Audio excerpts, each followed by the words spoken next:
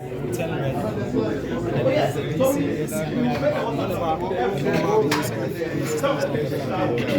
so it makes us know what exactly is the problem. If it is the battery, there is a BMS, communication between the inverter and the battery. I wanted to know if your email is supposed to know the Yes. problem with the inverter. Yes. The customer also has access to the Yes. So give the customer access to the app to know what is going on in the system.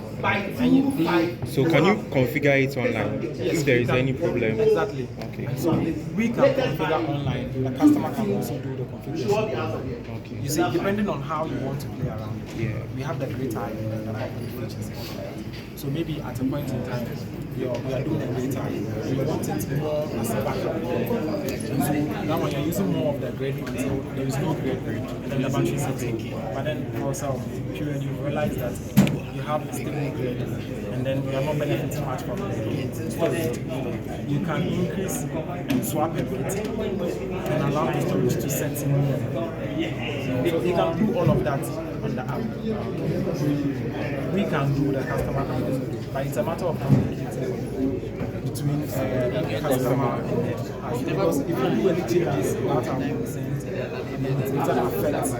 Maybe, yes, to some extent, let's just say you are consuming more from the battery, and then now it is light out. You're expecting the battery to give you more energy, and you're not getting it.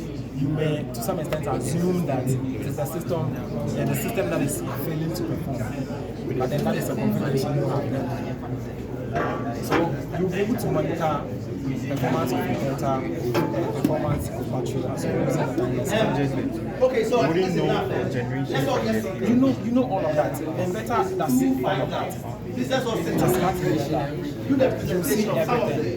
You see the voltage, you see current, you see an idea performance, all of that. All of them.